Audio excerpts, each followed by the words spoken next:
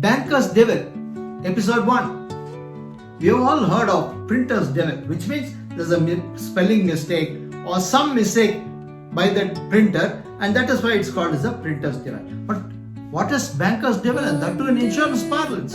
Yes, let me explain this by means of an example. A person who had taken a loan from a bank for a coir industry, and while taking the loan, the bank had insisted for a collateral security and he had given another property which was an agricultural land. Now the banker, while filling the proposal form for the insurance, he had wrongly mentioned the location of risk. That is, coir industry was mentioned in say A and the agricultural land is in B. They mentioned the name of the coir industry and all the details, but in the location they gave the address of the agricultural land. Unfortunately, what happened was the coir industry got burnt and there was a claim. Now this man went to the banker, he gave it to the bank, banker sent it to the insurance company sends a surveyor, and when the surveyor visits the location, it was only an agricultural land and there was no industry at all. So now the complication arose. Whose mistake was this? Is it a banker's mistake or the insurer's mistake? And then finally it landed up to the consumer court.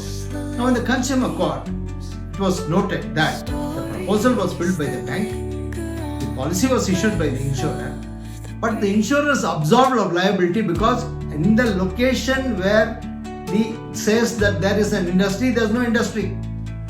So the insurer is not liable because there is no industry there at all. If you take the proposal form filled by the banker, yes, it was a clerical mistake by the bank. So the court came to the conclusion. The court asked the customer, did you go and verify that policy after you have taken that policy? The banker had told him, the policy has been taken. Right, most of the cases, especially tiny sector, MSMEs, small businesses, they just depend on the banker and they don't even bother about the insurance policy. Now what happened? The consumer court asked the customer or the litigant whether he had made an attempt to go to the bank, get the policy and verify. The litigant said, no, I have not been there. I went and asked the banker and the banker said he'll give and he never gave me the policy, so I never did. Kindly note, the consumer court took a decision that it was not a deficiency in service. Of course, insurance companies are absolved of liability because they have not covered that location at all. The banker was also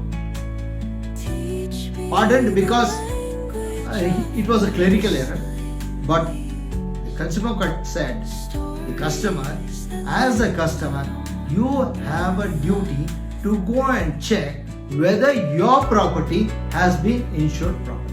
There was a duty on the person who has insured his property to verify whether it was correctly insured. That was not done. Therefore, the case was dismissed. And this is called as Banker's Devil.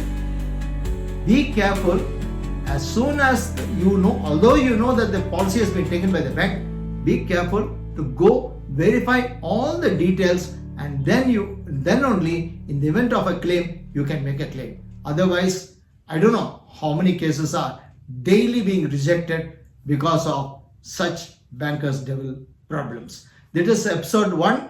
We'll go on to episode 2. I hope this episode was useful. Do subscribe to our channel, Claims Bazaar.